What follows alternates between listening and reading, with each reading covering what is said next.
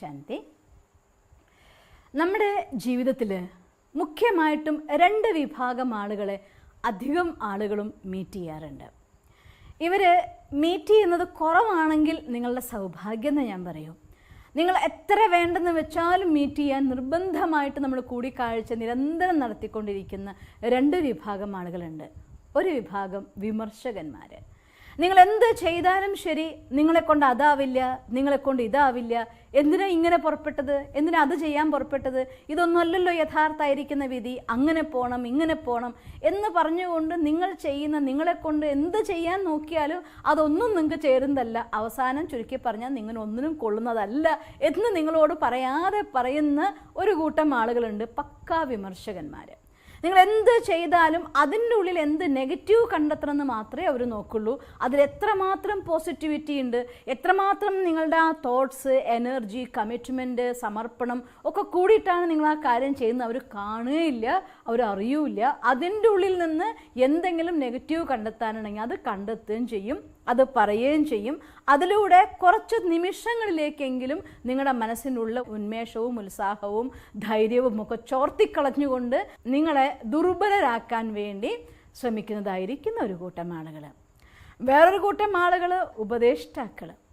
ഉപദേശിച്ച് നിങ്ങളെ പേടിപ്പിച്ച് എന്ത് ചെയ്യാൻ പോകുമ്പോഴും അയ്യോ അവരങ്ങനെ പറഞ്ഞിട്ടുണ്ടല്ലോ, അത് അത്ര സ്നേഹത്തോട് പറഞ്ഞു തന്നതാ, അതുകൊണ്ട് ഞാൻ ഇങ്ങനെ ചെയ്യാൻ പോയി ഇങ്ങനെയാവോ എന്ന് പറഞ്ഞുകൊണ്ട് നിങ്ങളെ വീർപ്പ് മുട്ടിക്കുന്ന വേറൊരു കൂട്ടം ആളുകളും.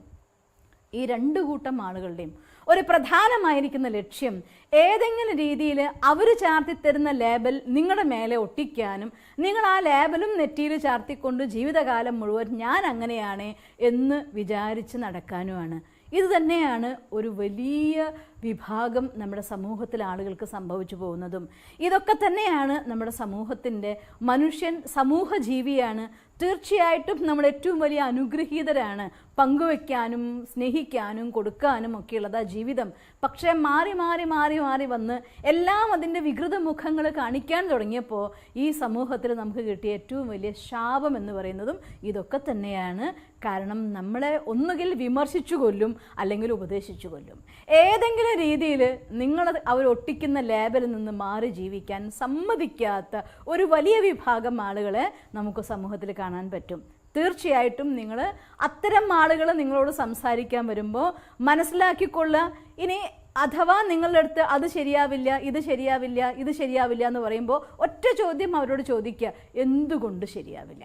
എൻ്റെ അനുഭവത്തിൽ എന്തുകൊണ്ട് ശരിയാവില്ല എന്ന് ചോദിച്ചാൽ ഒരു 90% ആളുകൾക്ക് ഉത്തരം ഉണ്ടാവില്ല. അവർക്ക് ഇത്രേ പറയണ്ട, അത് ശരിയാവില്ല, അതുകൊണ്ട് ശരിയാവില്ല. കാരണം ഒരിക്കലും അവർ ചെയ്ത് നോക്കിയിട്ടേ ഉണ്ടാവില്ലേ. മറ്റൊരു വിഭാഗം ആളുകൾ ശരിയാവില്ല എന്ന് നിങ്ങൾ പറയുമ്പോൾ എന്തുകൊണ്ട് ശരിയാവില്ല എന്നുള്ളതിൻ്റെ കാരണം അവർ നിരത്തും. ഇങ്ങനെയൊക്കെ ഞാൻ ചെയ്ത് നോക്കിയിട്ടുണ്ട്, എന്നിട്ട് ഞാൻ തോറ്റുപോയിട്ടുണ്ട് എന്ന്. ആ പറഞ്ഞതിൻ്റെ അർത്ഥം നിങ്ങളെക്കൊണ്ട് അത് ചെയ്യാൻ കഴിയില്ല എന്നുള്ളതല്ല, അവരെക്കൊണ്ട് അത് ചെയ്യാൻ സാധിച്ചില്ല എന്നുള്ളതാണ്. അപ്പോഴും സ്വന്തം മനസ്സിൻ്റെ ഉന്മേഷവും ഉത്സാഹവും കളയാതെ സ്വയം അവനവനോട് പറയുക, എനിക്ക് ചെയ്യാനാവും, അവർക്ക് ചെയ്യാൻ പറ്റില്ല എന്നേ ഉള്ളൂ അവർ പറഞ്ഞതിൻ്റെ അർത്ഥമെന്ന്. പക്ഷെ തള്ളിക്കളയരുത്. ഒരു നിഷ്പക്ഷവാദിയായിക്കൊണ്ടത് കേട്ടു നോക്കിയാൽ, അവരുടെ അനുഭവം കേട്ടു നോക്കിയാൽ കുറച്ച് കാര്യങ്ങളൊക്കെ നമുക്ക് പഠിക്കാനുള്ള കാര്യങ്ങൾ അതിൽ കിട്ടും. അതിനെ സന്തോഷത്തോടു കൂടെ സ്വീകരിക്കുക, പഠിക്കുക. അനുഭവം ആണല്ലേ, ഓക്കെ, എന്നാൽ അങ്ങനെ ഒരു പ്രോബ്ലം വരാതിരിക്കാൻ ഞാൻ ഇപ്പോഴേ ശ്രദ്ധിച്ചാൽ പോരെ, അതിന് വേണ്ടതായിരിക്കുന്ന പ്രിക്കോഷൻ ഞാൻ ഇപ്പോഴേ എടുത്താൽ പോരെ എന്നൊക്കെ രീതിയിൽ നമ്മൾ മാറ്റി മറിച്ചിരിക്കണം. അതുകൊണ്ട് ഇന്ന് ഞാൻ നിങ്ങൾക്ക് ഒരു കൊച്ചു കഥ പറഞ്ഞുതരാൻ പോവുകയാണ്. ഒരു കൂട്ടം തവളകളുടെ കഥയാണ്. സാധാരണ തവളകൾ ഹൈറ്റ്സിലേക്ക് കയറി പോവാറില്ല, ഒരുപാട് ഹൈറ്റ്സിലേക്കൊന്നും. പക്ഷേ ഒരു ഗ്രാമത്തിലെ ഒരു കൂട്ടം തവളകൾക്കൊരു ആഗ്രഹം വന്നു. അവരുടെ നാട്ടിലൊരു വലിയ ഹൈറ്റുള്ള ടവർ ഉണ്ടായിരുന്നു. ആ ടവറിൻ്റെ മേലേക്ക് കയറി ഏറ്റവും മുകളിലെത്തുന്ന ആൾക്ക് തീർച്ചയായിട്ടും ആ ഗ്രാമത്തിലെ തവളകളുടെ കൂട്ടത്തിലെ തലവനാക്കാൻ വേണ്ടി അങ്ങ് നിശ്ചയിച്ചു. ഒരു വലിയ വിഭാഗം തവളകൾ ആ മത്സരത്തിൽ പങ്കെടുക്കാൻ വേണ്ടി തവളക്കൂട്ടത്തിലെ തലവനാവാനുള്ള മോഹവും കൊണ്ട് വരി നിൽക്കുകയാണ്. അങ്ങനെ വരി നിൽക്കുന്ന സമയത്ത് കാണികളായിട്ടുള്ള കുറേ തവളകൾ വന്നു. രാജാവാൻ ആഗ്രഹിക്കുന്നില്ല, എന്നാലും രാജാവാകുന്നത് ആരെന്ന് കാണണ്ടേ. ആ കാണാനുള്ള ഇൻട്രസ്റ്റോട് കൂടി കുറേ തവളകൾ കാണികളുടെ കൂട്ടത്തിൽ വന്നു നിന്നു. സ്വാഭാവികമായിട്ടും നിങ്ങൾക്കറിയാലോ, ഒരു കാര്യം നിങ്ങൾ കളിക്കാൻ വേണ്ടി വന്ന് നിന്ന് കഴിയുമ്പോൾ ആ കളിക്കളത്തിൽ നിൽക്കുന്ന ആളുകൾ കളിക്കാൻ തുടങ്ങും മുന്നേ തന്നെ കാണികളുടെ അടുത്ത് വരാൻ തുടങ്ങും. അവൻ ജയിക്കും, ഇവൻ ജയിക്കും, അവൻ തോൽക്കും, അവൻ അതാ സംഭവിക്കാൻ പോണ്, ഇവൻ ഇതാ സംഭവിക്കാൻ പോണ്. ഇതുപോലെ തന്നെ ആ കളി കാണാൻ വന്നതായിട്ടുള്ള തവളകളും ആ ക്യൂ നിൽക്കുന്ന തവളകൾ നോക്കി പറയാൻ തുടങ്ങി, തവളകൾ ഇത്രയും ഹൈറ്റിൽ കയറിയതായിട്ടുള്ള ഒരു കഥ എവിടെയും കേട്ടിട്ടില്ല. കയറി അധികം വൈകാതെ വീണ് കയ്യും കാലും ഒടിയാൻ വേണ്ടി നിയുക്തമാക്കപ്പെട്ട കുറേ തവളകൾ ദാ നിൽക്കുന്നു. ഇങ്ങനെ വേണോ അതിമോഹം? അങ്ങ് ജീവിച്ചു പോയാൽ പോരെ, രാജാവായേ തീരും എന്നുള്ളതായിട്ടുള്ള ആരെങ്കിലും എഴുതിയിട്ടുണ്ടോ? ഇങ്ങനെ അവരുടേതായിട്ടുള്ള കമൻസ് വരാൻ തുടങ്ങി. ആ വലിയ ക്യൂവിൽ നിന്ന കുറേ തവളകളുണ്ടല്ലോ, അവരിൽ പലരും ഇത് കേട്ടപ്പോൾ തന്നെ അവിടെ നിന്ന് വിചാരിച്ചു, ഓ ഇത് നമ്മളെ കൊണ്ട് പറ്റും തോന്നില്ല, എന്തിനാ കയ്യും കാലും ഒടിച്ച് എല്ലാവരും മുന്നിൽ മാനം കെടുന്നത്, വേണ്ട, തവളന്ന് രാജാവാനുള്ള മോഹമേ ഇവിടെ ഉപേക്ഷിച്ചു എന്ന് പറഞ്ഞു. അങ്ങനെ കുറേ തവളകൾ ആ വരി നിന്നതിൽ നിന്ന് കൂട്ടത്തിൽ കാണികളിടയിൽ പോയിരുന്നു. അവരും ചേർന്നു. കണ്ടോ, ഞങ്ങൾ മനസ്സിലാക്കി തിരിച്ചു പോകുന്നു, നിങ്ങളും പോരുന്നാ നല്ലത്, ഇവിടെ പോയി കയറി എന്താവാനാണ്, ഇങ്ങനെ പല രീതിയിലുള്ള കമൻസുമായിട്ട്. എന്നാൽ എല്ലാ തവളകളൊന്നും പിന്തിരിഞ്ഞു പോയില്ല. അതിൽ കുറേ തവളകൾ കയറാൻ തുടങ്ങി. പക്ഷെ അവരിത് കേട്ടുകൊണ്ടേ ഇരിക്കുന്നുണ്ട്. അതാ കയറുണ്ട്, ഇത്രയ്ക്ക് എത്താൻ പറ്റുന്ന തോന്നുന്നില്ല, അതിനേക്കാൾ മുന്നേ എത്ര ഹൈറ്റിൽ നിന്ന് കൂടുതൽ ഹൈറ്റിൽ നിന്ന് വീഴുന്നു അത്രയും വലിയ മുറിവ് ഏൽക്കൂട്ടോ, വെറുതെ വേണ്ടാത്തതിന് പോണ്ട. ഇങ്ങനെയുള്ളതായിരിക്കുന്ന കമൻറ്റുകൾ കേട്ട് കയറുന്ന ഓൾമോസ്റ്റ് ഓൾ തവളകളും പകുതി എത്തി വീണു, കാൽഭാഗം കയറി വീണു, പകുതിയിൽ നിന്ന് കുറച്ചുകൂടെ കയറി വീണു. ഇങ്ങനെ വീഴുന്നവർ അവർ പറഞ്ഞ പോലെ തന്നെ കൂടുതൽ ഹൈറ്റിൽ നിന്ന് താഴെ വീണ തവളകൾക്ക് കൂടുതൽ മുറിവേൽക്കുകയും ചെയ്തു. അങ്ങനെ എല്ലാ തവളകളും ഭയവും വിഷമമൊക്കെ അനുഭവിക്കാൻ തുടങ്ങി. പക്ഷേ ഒരു കുഞ്ഞൻ തവള മാത്രം അതിങ്ങനെ കയറിക്കൊണ്ടേയിരുന്നു. ആളുകൾ പകുതി ദൂരം കഴിഞ്ഞപ്പോൾ തൊട്ടിട്ട്, പോരെ മോനെ, നീ കുഞ്ഞാണ്, ഇപ്പോഴേ കയ്യും കാലൊടിഞ്ഞ് കിടക്കണ്ടെന്നൊക്കെ പറയാൻ തുടങ്ങി. അത് കേട്ടേ ഇല്ല. കയറി അവസാനം ആ ടവറിൻ്റെ മേലെ കയറിയെത്തി. അവിടെ നിന്ന് ആ ടവറിൻ്റെ മേലെ നിന്ന് കുറച്ച് ഒച്ച വെച്ച് തുള്ളി കളിച്ച ശേഷം അവിടെ നിന്ന് താഴേക്ക് ആ തവള ഇറങ്ങിപ്പോരുകയും ചെയ്തു. അത്രയും കണ്ടപ്പോൾ ആ കാണികൾക്കൊന്നും അവരുടെ കണ്ണുകളെ വിശ്വസിക്കാൻ പോലും സാധിക്കുന്നില്ല. ഒരു തവള ഇത്രയും ഹൈറ്റിൽ ടവറിൻ്റെ മുകളിൽ കയറി, എല്ലാവരും കൂടി ഓടിക്കയറി അവൻ ഇറങ്ങി വന്ന വശം തന്നെ അവനോട് ചോദിക്കാൻ തുടങ്ങി, നീ എങ്ങനെയാ മുകളിലേക്ക് എത്തിയത്? മുകളിലെത്തിയപ്പോൾ നിൻ്റെ ഫീലിംഗ് എന്തായിരുന്നു? പകുതിയിൽ മേലെ പോയപ്പോൾ നിൻ്റെ ഫീലിംഗ് എന്തായിരുന്നു? മുക്കാൽ ഭാഗം എത്തിയപ്പോൾ ഞങ്ങൾ പറയുന്നത് കേട്ടിട്ട് നിനക്ക് എന്ത് തോന്നി? മറ്റുള്ളവർ വീണ് കണ്ടപ്പോൾ എന്ത് തോന്നി? നിരവധി ചോദ്യങ്ങളുമായിട്ട് ഇൻ്റർവ്യൂ ചെയ്യാൻ വേണ്ടി ഒരുപാട് തവളകൾ കൂട്ടം കൂടി ചുറ്റും നിന്നു. പക്ഷേ ഈ തവള ഒന്നും കേൾക്കുന്നേ ഇല്ല. അത് മുന്നോട്ട് നടന്നുകൊണ്ടിരിക്കുക. അപ്പോൾ ആ കൂട്ടത്തിൽ നിന്ന് ഒരു അമ്മത്തവള ചാടി വന്നിട്ട് പറയുകയാണ്, ഇതെൻ്റെ മോനാണ്, നിങ്ങൾ ചോദിച്ചിട്ടൊന്നും ഇവൻ ഉത്തരം പറയില്ല തീർച്ചയായിട്ടും. അപ്പോൾ പറയാം, അതെന്താ കാരണം? ഇത്രയും വലിയൊരു കാര്യം ചെയ്ത ഒരു തവളക്കൂട്ടിന് എന്തുകൊണ്ട് ഞങ്ങളുടെ ചോദ്യത്തിന് ഉത്തരം പറഞ്ഞുകൂടാ?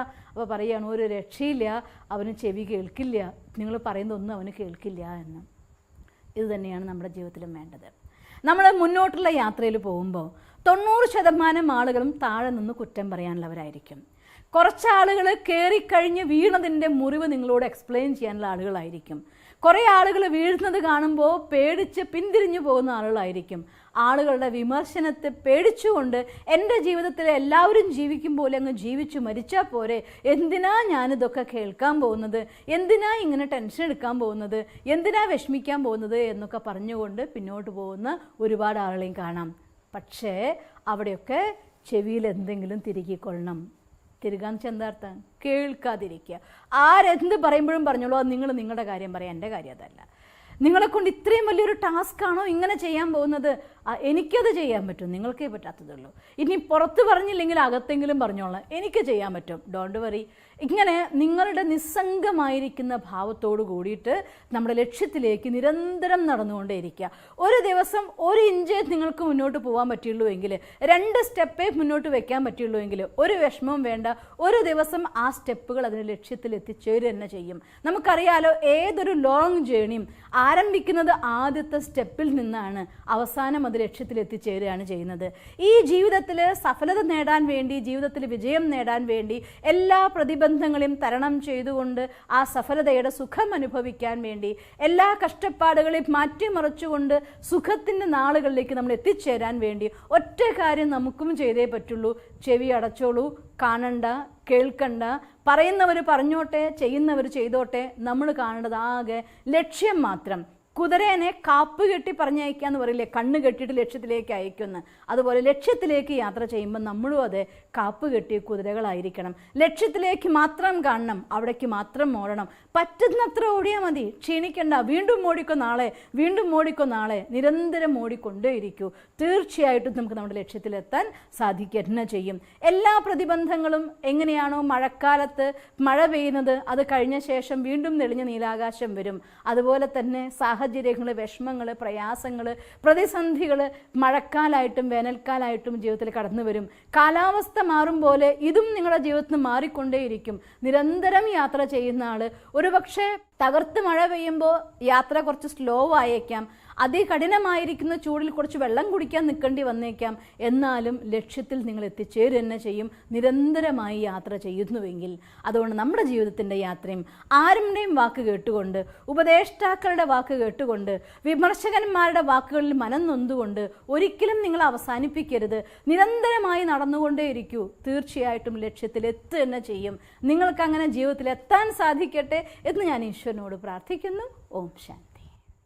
ദിവസം തോറും ജീവിത വിജയങ്ങൾക്ക് വെളിച്ചം വീശുന്ന പുത്തൻ വീഡിയോകൾക്കായി ഞങ്ങളുടെ യൂട്യൂബ് ചാനൽ സബ്സ്ക്രൈബ് ചെയ്യൂ.